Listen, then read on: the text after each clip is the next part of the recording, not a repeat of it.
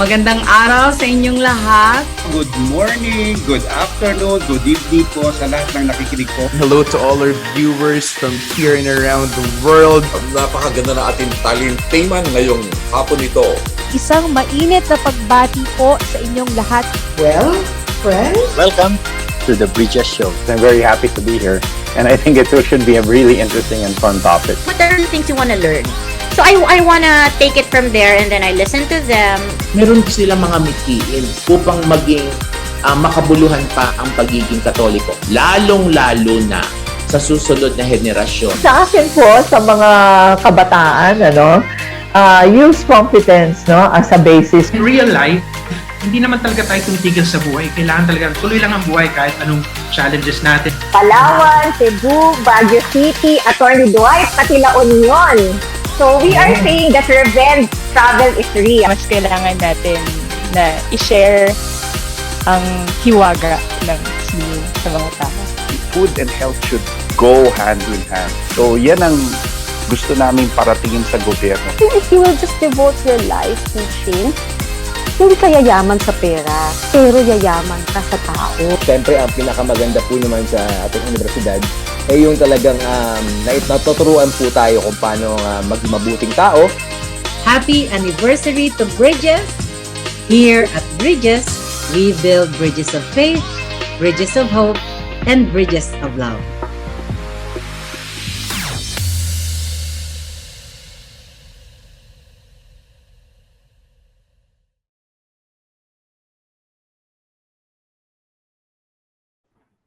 In the ever-evolving landscape of education, student leadership stands as a cornerstone for personal and professional development. By embracing leadership roles, students cultivate essential skills such as communication, decision-making, and teamwork, preparing them for their future success.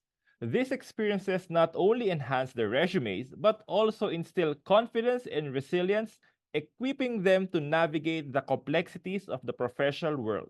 In this week's episode of Bridges, let's explore the significance of this student leadership as a bridge between academic learning and professional leadership, highlighting their impact on personal and professional growth. Good afternoon, everyone. I am Jin Ilagan. I will be hosting today's Bridges program, and I'm a graduate of UST, of course, from the Bachelor of Science program in Psychology. And before we start, syempre, babati muna tayo ng isang good afternoon para sa mga nasa Pilipinas, good evening at good morning doon sa mga nasa ibang bansa. So in this Tuesday's program, again, we would like to welcome Bridges, and etong portion na to is brought to you by the UST Alumni Association Incorporated. And syempre, before we proceed, do not forget to like and share our show, and of course, subscribe to our UST Tomasian Alumni Community YouTube channel. In this today's episode, very inspiring and interesting to. Kasi we will get to know someone who has been on that part of career, Nag-start siya as a student leader and he is now in the professional world, So paano nga ba magta-transition yan? This term is very useful not just only for those who are still in school, but syempre doon sa may mga parents na paano nga ba nagta-transition yung ating mga anak going from their school life going to their professional careers. So sino nga ba ang ating speaker for this afternoon? Our guest is a licensed Tomasian nurse and a quadricentennial graduate with a bachelor's degree of science in nursing. Our guest speaker has been a student leader and achiever early on his school life from elementary to college. He consistently received awards, and when he graduated from his college, he received the highest awards of student leadership given by the University of Santo Tomas, namely the Quezon Leadership Award, the Benavides Award for Outstanding Teamwork, and the St. Dominic de Guzman Award for Outstanding Achievement. As a student leader, he was the Vice President and Secretary of the Nursing Central Board of Students, and he was also the Secretary of the Central Student Council League of Vice President from 2009 until 2010. In his professional career, his nursing background has given him a strong track record in healthcare and pharmaceutical sales and marketing. Leadership strongly runs in his blood, even as a professional, as a technology sales leader, providing technology services and tailored solutions and helping scale IT teams across Fortune 500 companies such as top-notch investment banks, retail and commercial banks, challenger virtual banks, hedge funds, insurance, blockchain or crypto, fintech, e-commerce, startup businesses, conglomerates, and internet companies. Currently, he is the Financial Services Division Lead of Allegis Group Hong Kong Limited and has previously worked as brand managers from the United Laboratories Incorporated or Unilab here in the country. The leadership positions and awards he has received speak well of the kind of leader he is, which is simply described as a servant leadership. Okay, ang haba ng introduction. And friends, of course, let's welcome our guest speaker for today, Mr. Nilson Dane Gustillo. Dane, good afternoon. Sir, good afternoon. Ayan, Thank you for having me here. Kamusta, sir? Okay naman po. A little bit overwhelmed, pero very thankful to be invited here this afternoon. Ayan, Sir Dane, magandang hapon and welcome sa Bridges. Ayan, syempre alam naman natin, no, based sa introduction, nasa Hong Kong ka. Pero ang galing naman na-invite ka ng Bridges for this program. Yes, so very thankful na nakasalubong ko si Ma'am Edith Yongko from the College of Nursing last week nung bumisita po ako sa UST and then invited me to be here this afternoon. Grabe, no? Ang lakas manghatak nung Ma'am Ida na yan. Ano feeling na bumalik ka sa UST? Tapos, eto, no, parang 11 years, 12, 13 years after, you still have that same passion towards students. Yeah, so actually very timely kasi nung bumisita ako last week, na-realize ko 10 years pala since nakabisita ako ng UST because a bit of a trivia, after I graduated noong 2011, nung nag-start ako ng career ko with Unilab back then, medrep ako and I was based in UST. So parang hindi ako nalayo sa UST for around 2 years. And then eventually, 10 years na since then nung nag-take na ako ng different step ng career ko. So very nostalgic and very memorable for me to be in UST again. Ang daming nagbago pero ang daming ding hindi nagbago nung bumisita po ako. Grabe, no? So, true blood Tomasian. Yes. Grabe. So, very proud. Very proud, of course. Ang ganda na ng UST ngayon, no? And it's very, siguro proud to say that kahit gano'n na tayo katagal graduate, ay nag-booking ng age eh, no? Kahit gano'n katagal tayo nag-graduate, UST is still evolving. And kita mo naman, no, the courses, the programs that they have, still tops, 'di ba? Doon sa mga board exams, doon sa mga and then UST is still one of the siguro one of the best schools to go to. Even after those, no. Grabe. I would agree. Like indeed, I would say one of the best and one of the most well-rounded probably na meet ko through the years. Yung mga Thomasians na nag-graduate sa UST. Paano ka nga ba, ano? I mean, paano ba yung UST life mo noon? No? Anong klaseng estudyante ka ba din? Kasi sabi nga natin, student leadership yung program. Pero ano ka ba talaga noon? Magpakatawa ka ngayon. yeah, I'll be honest, right? So, like anyone else, like hindi ako yung totoong talaga. Nung nag-start ako ng journey ko ng UST, hindi talaga siya yung primary choice ko. To a certain extent, medyo na-influence ako ng parents ko noon na to pursue my academic life in UST kasi nursing talaga yung sabi nila na I should pursue it. And then eventually I started to love being a Thomasian and being in UST. I started actually with the College of Science for 1 year kasi medyo pasaway ako nung nag-start. I missed my second interview with my first choice which was nursing, so nawala yung slot ko. So I had to take BS Chemistry for my first year and then shift to nursing on my second year. So nag 5 years ako sa UST. So pero no regrets na experience ko yung quadricentennial batch, which is amazing nung time na nandun ako. Pero as I came to be in UST, doon ko na realize yung holistic approach of being a student. Hindi ka lang magaling sa four walls of the classroom. Like there were so many things na ino-offer ng university as an opportunity for you to really thrive holistically. And doon ako na-get involved with student organizations and the student government for 2 consecutive years. Gaano kahirap? 'Di ba parang, of course, no, when you say student leadership, Yeah. student comes first. Yes. Definitely, 'di ba? Lagi Yes. sinasabi ng mga professors, and it's a line na lagi sinasabi ng mga tao. When you become parang student athlete, 'di ba? You Yes. become student first before you get to be an athlete, no? As a student leader, gaano kahirap i-balance, no? Yung aaral ka, tapos may quiz ka, may midterms ka, and then all of a sudden nursing week. 'Di ba, may mga Yes, activities. for sure. Yeah, especially during our batch, if you remember, 400 years yun, sobrang daming on top of the the usual projects na ginagawa. So I would say, I think like anything na ginagawa, like a student athlete, para siyang muscle na binibuild mo. So with practice, with discipline, nagiging better ka as you do it. Pero I think nung nag-start ako, struggle talaga. Hindi naman, admittedly, meron talagang challenge when it that goes with it. Pero kasi where I lean on during those times, nung medyo mahirap siya, alam ko kasi na may team ako. So that's the beauty of having a cohesive student government, student organization. Kung alam mo may mga kasama ka, may ka-team ka, hindi mo naman kailangan papasanin lahat eh.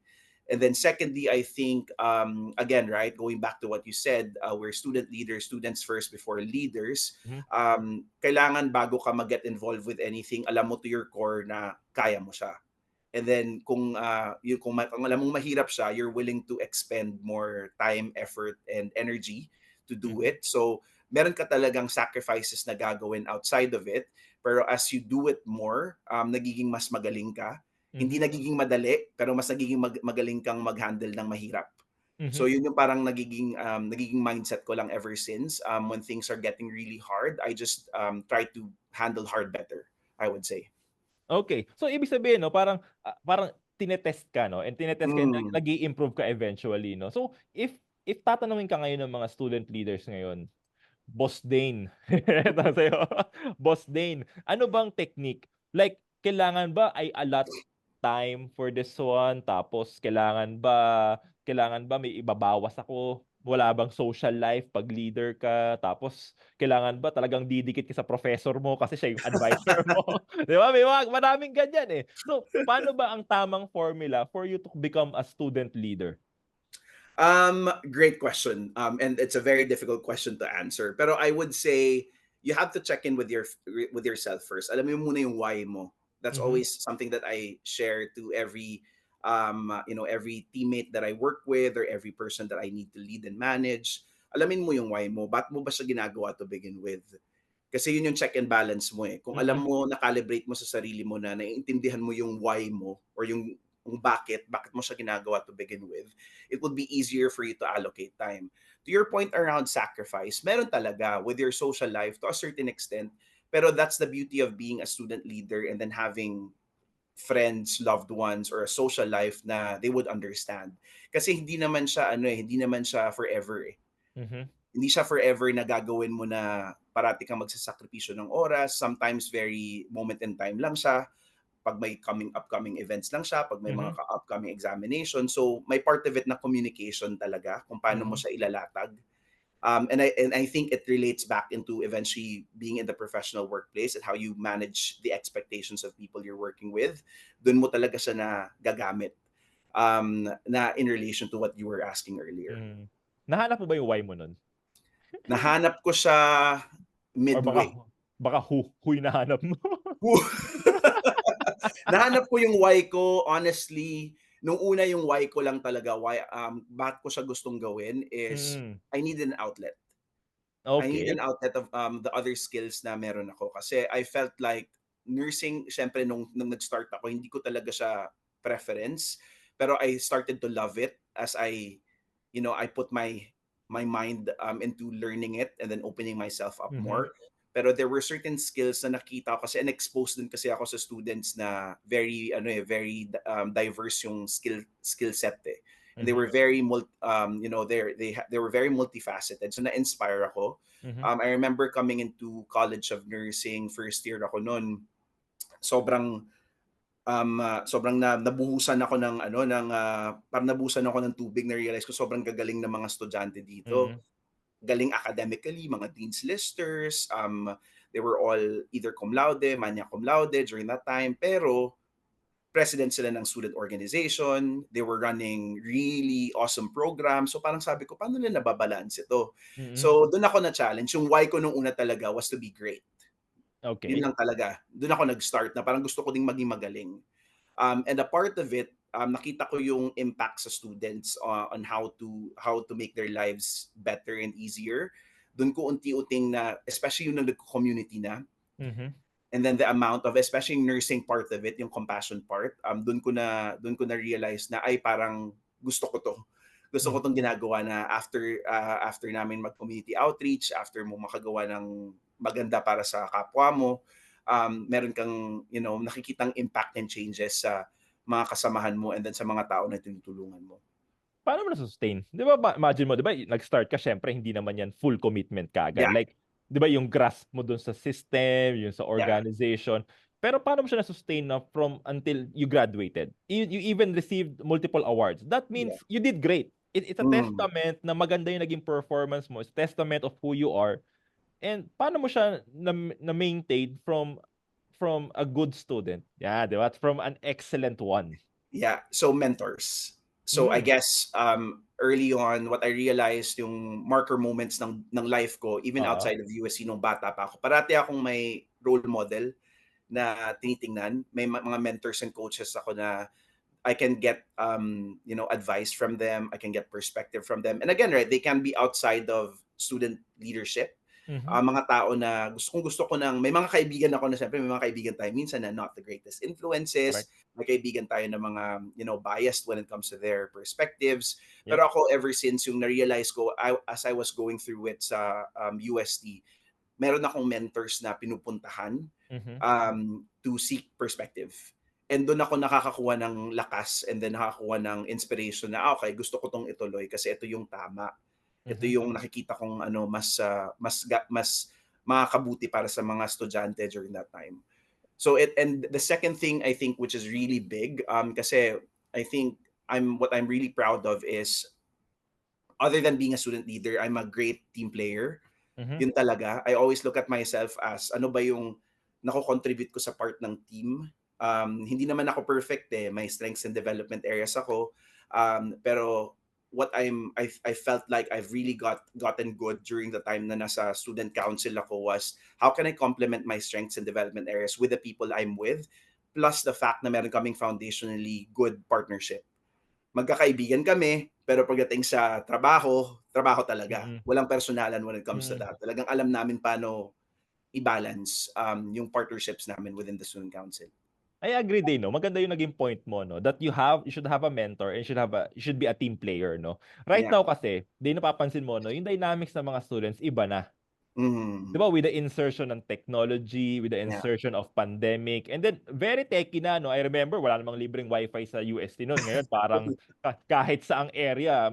I remember sa main building, may part doon na walang signal Kaya pag doon ka nagtago, for sure, walang makakakita sa'yo. But right now, ang ganda, no? That the facilities, the technology, the means of communication, is it an advantage or disadvantage? Kasi sabi mo kanina mentor, no? Pero bakit gano'n, no? Despite na meron ka ng pang video call sa prof mo, pang tawag sa mentor mo, bakit hindi pa rin nangyayari? What do you think is the gap? Or is there really a gap, or is it just the thing of the new generation? Yeah, I think great question, right? So I think a part of it is I look at it from a generationally the current set of leaders and students in the universities, they don't know what they don't know. So they don't have an idea of what the benefit of it is for them to begin with. Kaya hindi rin nila na kumbaga kung hindi mo kasi nakikita yung benepisyo ng pagkakaroon ng mentor or how it is potentially for you in your academic life and your student leadership life, hindi mo talaga siya gagamitin.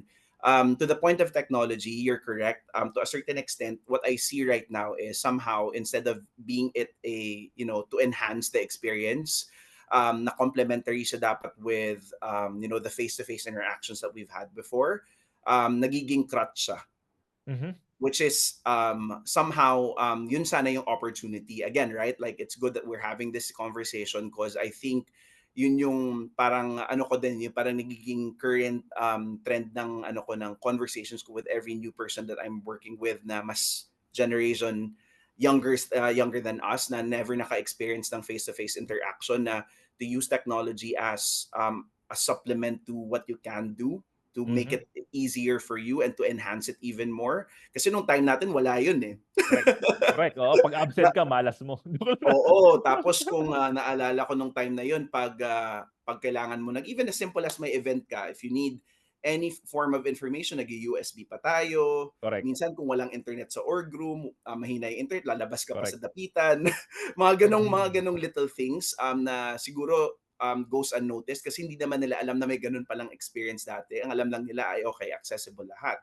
So I think one part of it is yun, yung how can we start influencing, not necessarily, I'm not a fan of like just telling, kasi different yun eh. When I'm just telling someone, that it doesn't necessarily land well sa estudyante or sa mas bata kasi feeling nila nagpe-preach ka lang.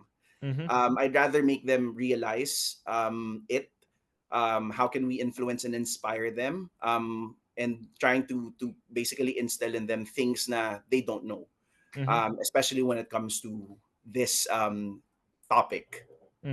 Sino ba pwede nila lapitan, di ba? Like they have these people. Actually, yun nga, the best part about technology is they have access. Yeah. So, ibig sabihin, they can even contact us kahit during this talk eh. Correct. Pwede nila tayo message eh. So, sino ba yung mga dapat nilang kuning mentor? Sino ba dapat yung kanilang, the people around them? So that the leadership aspect could be cultivate, pwede pwede i-enhance? Yeah, great. I think it's timely, right? Like, na-realize ko dati, hindi ganun ka well established yung technology when it comes to the alumni network before eh. Naalala ko very manual yung connections. Tapos talagang relationship lang, passed on to the next generation. Tapos kuya, contact mo naman si ganito, ate, contact mo naman si ganito, ma'am, contact nyo naman po si ganito. For us, text pa nung time na yon. Ngayon, everyone is on Facebook. Everyone is on LinkedIn, everyone is on Instagram. And then the alumni network seems to be very supercharged when it comes to technology. Tapos nag-exert talaga ng efforts. Now, I think we can leverage that. Ang daming magagaling na Tomasino out there na upper batches. I think that's one. Second thing, I think the most immediate na pwede nilang i-utilize and talagang gamitin is within the university, yung mga professors nila, who once upon a time were also student leaders. Correct. Meron yan for sure. Hindi ako naniniwala na may percentage na ng academic staff na dating student leaders din na magagaling din. They can utilize that as part of their pool of mentors na pwede nilang i-utilize as early as now. Na-mention mo relationship, di ba? And I know that you will agree with me, no? The relationship was the foundation of career ngayon. Yes. Diba? Parang for you to grow in a certain profession, it is not just about skill. Yeah. Diba? Hindi pwedeng puro galing lang, hindi pwedeng puro tiyaga lang. Those tiyaga and galing should be partnered with relationship, di ba? Kasi you will meet new people. You will meet your bosses. You will meet your siguro a new colleague, a new partnership, diba? And when say relationship, hindi naman yan laging romantic lang eh. Pero you will build a certain circle wherein doon ka mag-grow pa. Yeah. Outside of the classroom. 100% agree. And I think yan yung isa sa mga skill na personally for me, hindi lang sa pagiging student leader, so pero sa pagiging nurse. Doon ko siya talaga nakuha. Because imagine, ang unang tinuturo sa nursing is therapeutic communication and building a rapport with your patient. Again, stranger that you need to take care of, who is suffering from a condition, who's in pain. Paano mo i-build yung relationship na yon in a matter of like minutes to begin with? Yun talaga yung pinaka-naaalala ko parati whenever I'm dealing with difficult conversations with different people in my current career. And also at the same time, nung student leader din ako, na kailangan kong mag-navigate through different types of personalities, different types of stakeholders within the campus or within the university. So that means relationship is one of the foundation ng isang student leader, no. So regardless of who you're, kasi ganun din naman sa student leader right now eh, 'di ba? Ang laki ng population ng isang school, regardless of which school you came from, no? And then you have to build rapport doon sa mga tao na yun because that's the basic one of the fundamentals of leadership, especially in a student organization. Lalo na kasi hindi you don't expect them naman to give you money, you don't expect them naman to, 'di ba? Hindi naman investor 'yan eh. Yeah. Ang ibibigay niya sa iyo is actually the support. Yeah. The support, the claps, the yeses, and the applauses when you do something great for them. 100%. And then it's I think connecting it with eventually when they start their careers, yun yung part na kailangan isipin parate when you're in business. You want to do a transaction. It's you don't want to be a transactional business person. Correct. You want to be a relationship based business person. Yun yung pinaka main differentiator madalas ng mga successful business leaders outside. Na napapansin ko as a pattern. Ayun ba yung tingin mo yung pinaka-foundation kapag nagbi-build ka ng career mo? Kasi for sure, kapag nag-build ka ng career mo kasi everyone else would say na, imagine mo, there's 1,000 graduates of nursing, not just from UST, or there's 100,000 graduates of a certain course every year. Diba? Pero how will you, kumbaga, separate yourselves from the herd and be the one na, kumbaga, the more likable? Yeah. I think that's where the student leadership journey kind of really comes in as a big help. Kasi as you go through the process of being a student leader or in any organization, nahahanap mo yung strength mo as a person. So dun mo siya na ma-magnify early on. So para kang individual na specialized ka with a certain area, pero meron kang minor na ma-offer when you're out there. On top of that, like what you said, I think the biggest part of being a student leader that benefited me really big time is my ability to build relationships and partnerships. You have a lot of practice being in teams, being in events, being in programs that you need to be able to do so to build that level of relationship, and eventually how it benefits you yung networking. Agree. Meron akong specific coach dati, as far as I can remember, like what he said is part of your process of being successful as a leader eventually, meron kang SMEs in mind for every aspect of your life na pwede mong ma-reach out in your network.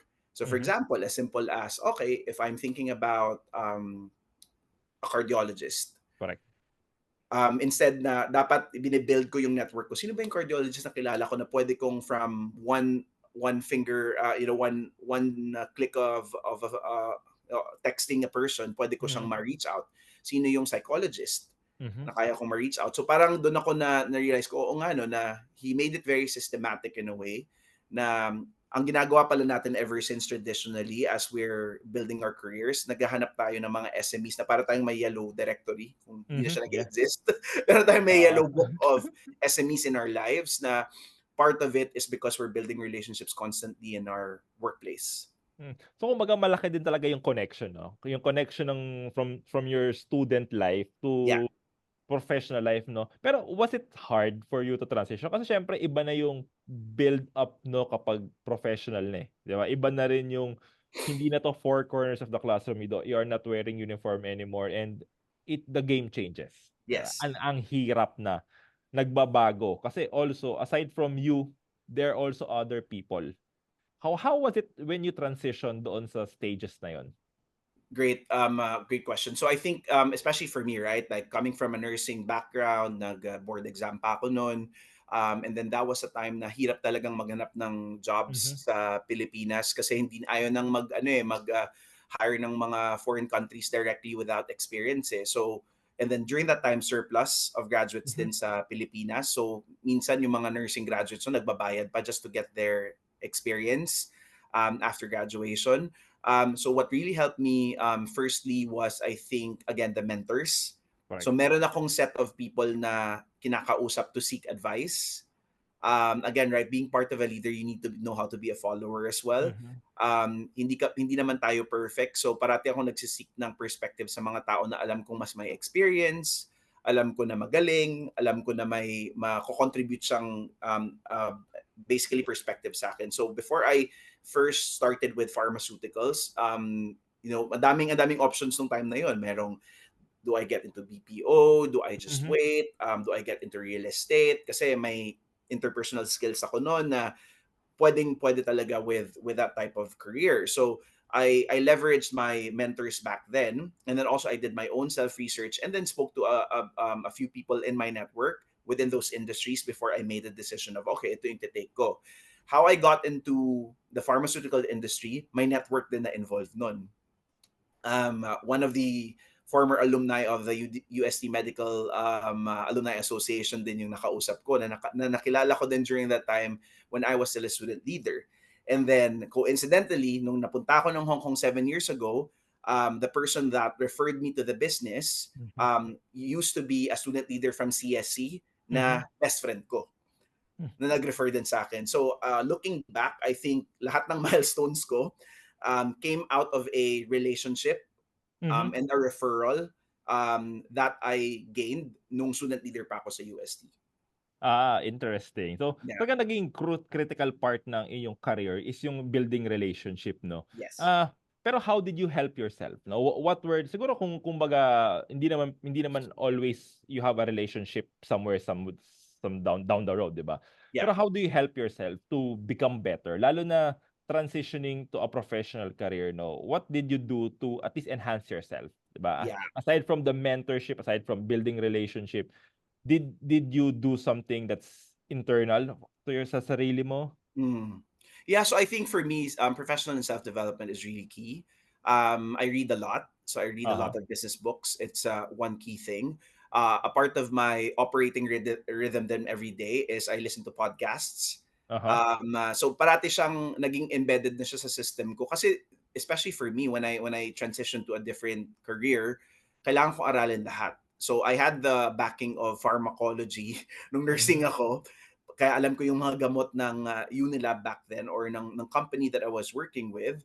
Pero the commercial experience, I never had it. Most of my batchmates when I was a product manager, they were graduates of marketing, they were graduates of business, commerce, and all that. Ako, wala akong any form of experience during that time. So I had to read, I had to research, I had to upskill myself through the process. Same goes when I moved over to Hong Kong. Very different technology naman siya. So a lot of reading went with it. A lot of upskilling myself through the process. And then I had to sign up for a couple of courses online. Again, the technology part of it. That's where you can leverage it. Dun siya, complementary to the part na may advice akong nakukuha, pero how do you execute on the advice that was given to you at the same time? Precisely, no? Paano nga ba ini-execute yun? Di ba when you say leadership kasi parang you have a vision, di ba? May vision ka, you have a goal in mind, you have people to build. How do you execute it? What will be the output? Ano ngayon yung gusto mo maging ending? How do you come up with the ending? Paano mo nakita na envision na ito yung gusto ko mangyari, ito ako ngayon, and I can confidently say to myself, I did well.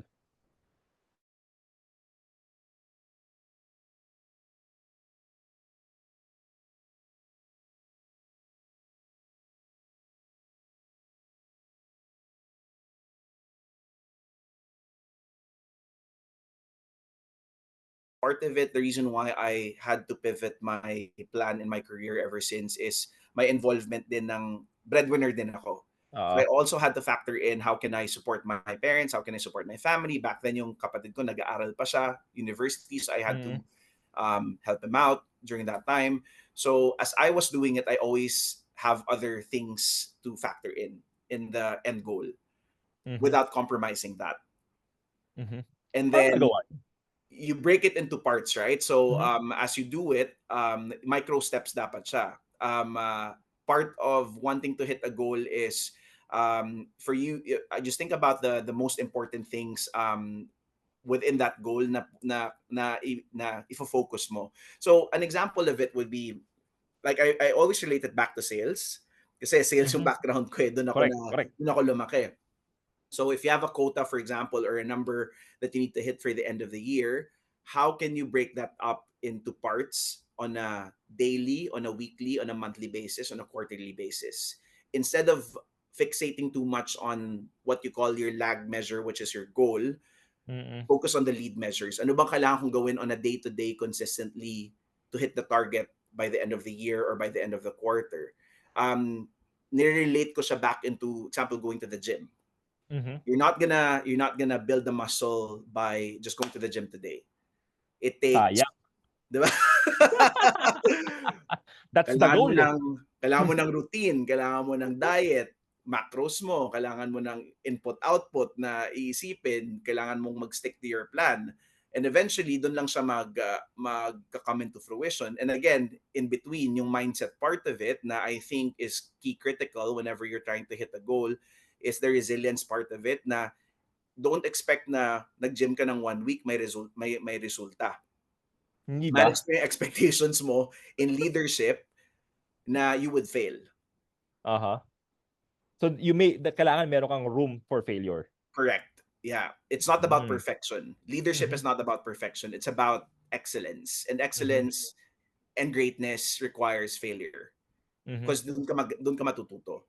Pag hindi ka nadapa, hindi ka na nag-fail, how else can you learn better? Because you're always going to think that you're just good and you're just great. You're not going to think about like, okay, meron pa akong development area. So even until now, I look at myself as I always ask for feedback from people around me, even the ones that are just new to the business. Whenever I hire someone in my team, first week nila, hey, how can I be better? So does that mean hindi laging equal yung perspective natin. Na kapag matalino ka, that means leader ka rin. No. 'Di ba? So kailangan mo i-build pareho 'yon. Yes. Iba kasi, 'di ba? Parang 'di ba when we were back in college, parang we see smart people. As in yung mga cum laude honors, 'di ba? Yes. 'Di ba? Oops. Diba? We see them as the, 'di ba? Parang sila automatic nagiging president, nagiging VP, pero hindi siya nag-equate eh. No. Because leadership in itself is another type of skill that you're building. You have to look at it as another facet of your toolkit. Yung academics mo, it's part of your toolkit. Pero kaya nga may multiple intelligences, di ba? So leadership in itself is another skill that you're trying to build. And if you're not investing in terms of like making yourself better at it, it doesn't, again, the high IQ people would have an advantage. I would agree. Kasi kung kung high IQ ka, mabilis mong matututunan yung mga bagay-bagay, pero it takes a lot of passion to be able to do it as well. May kusa talaga. May gusto mo talaga dapat. Tsaka yung reward niya kasi iba eh. Yeah. Diba? When you say high IQ kasi parang ang reward niya is more on the perfect examination, the score itself, 'di ba? Pero kapag leadership kasi wala kang ma-justify na wala kang ma-justify na scoring system eh.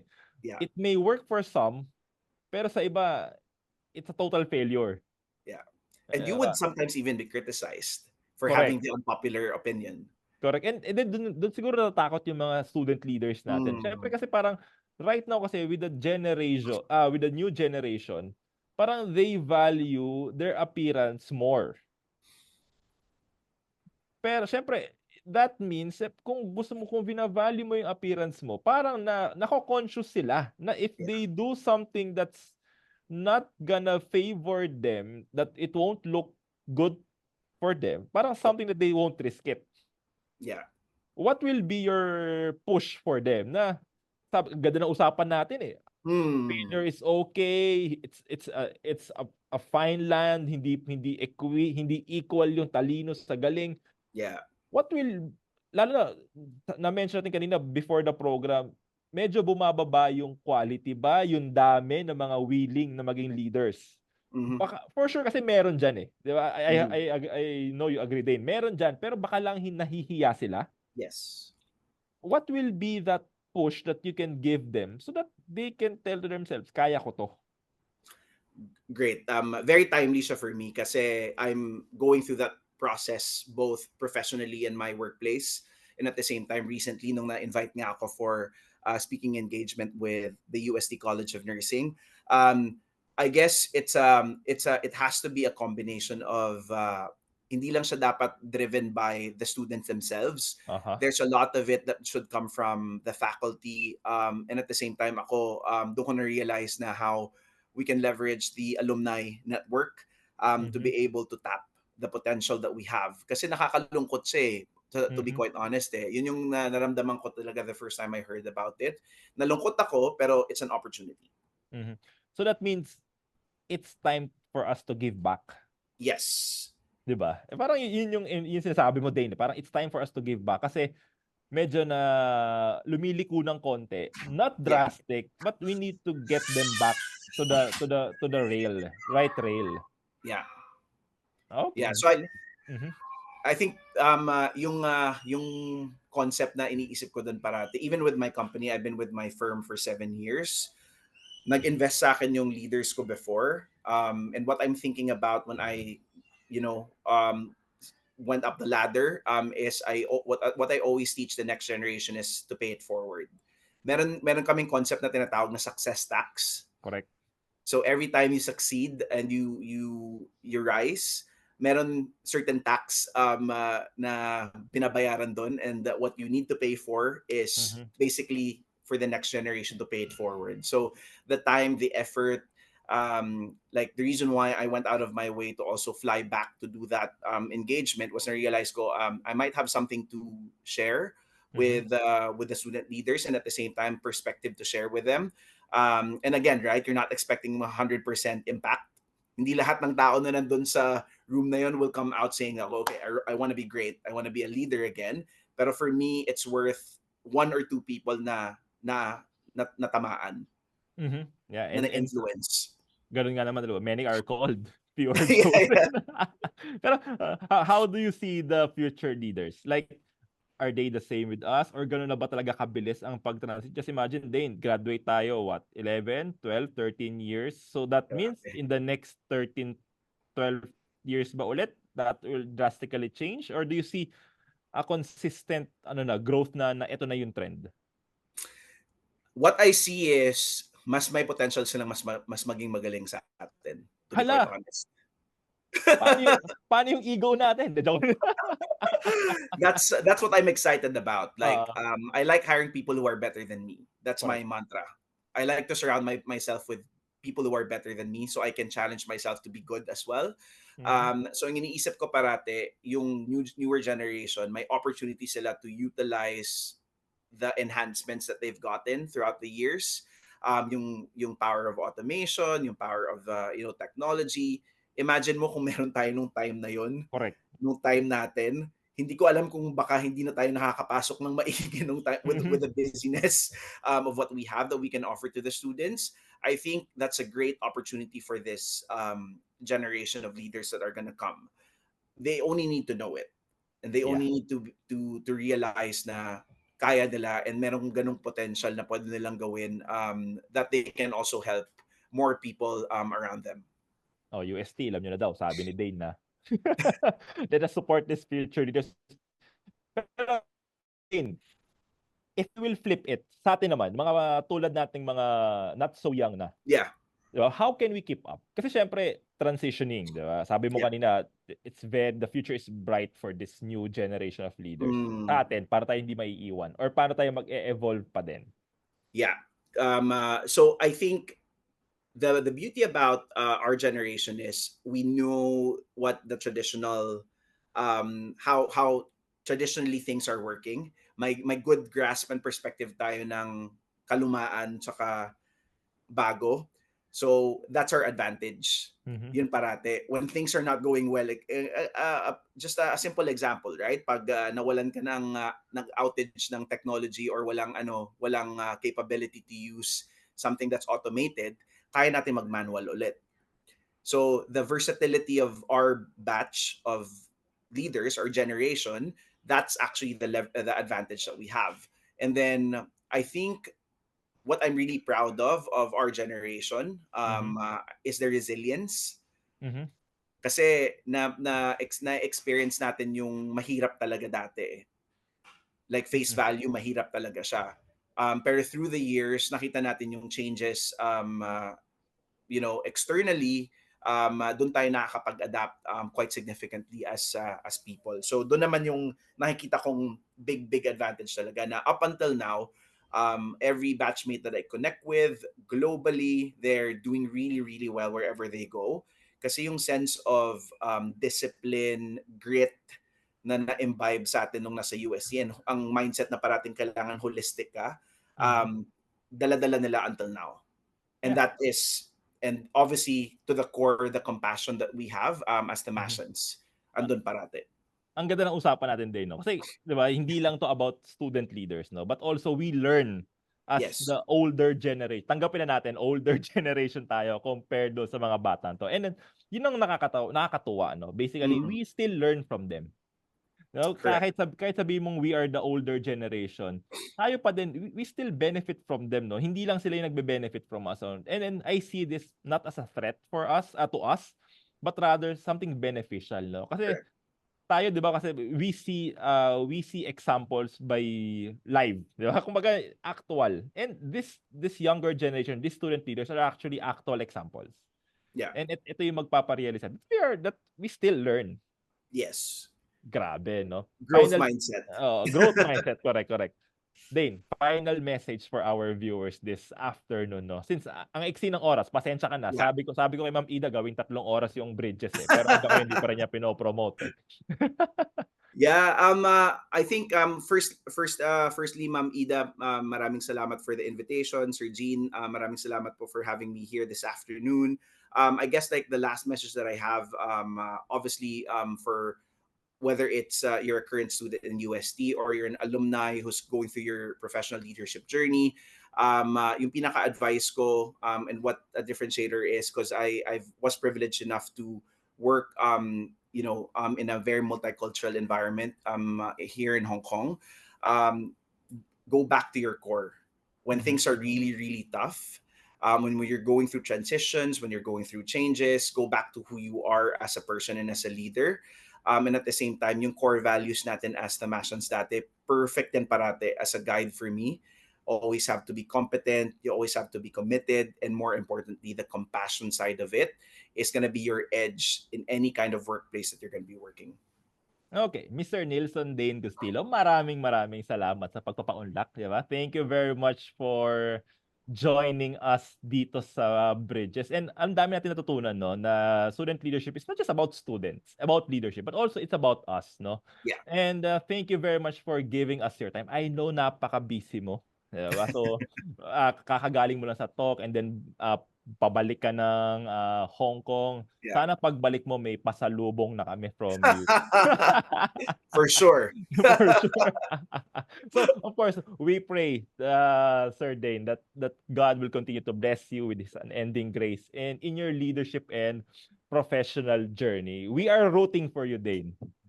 Maraming salamat po. Grabe, no? So, gagawa lang tayo ng announcement, Sir Dane. Ang daming announcement pala. Ito na, baka gusto mong sumama. Diba? The UST Alumni Association and the Tomasian Alumni Community Foundation will soon hold La Tomasina Baile de Mascaras on October 26, 6 p.m. to 12 midnight at the Manila Ballroom at the Manila Hotel. Oy, ano to? Aantayin ko to. Then the Distinguished Tomasian Alumni Awards Night is on November 30 at the BG Pop Alumni Center Ballroom. This will honor notable distinguished Tomasians from the different alumni associations of the university. Eto, wish ko to, Dane. Maging part nitong Distinguished Tomasian Alumni na to. Wish natin. Wish natin yan. Nagpaparinig tayo ngayon. De, joke lang.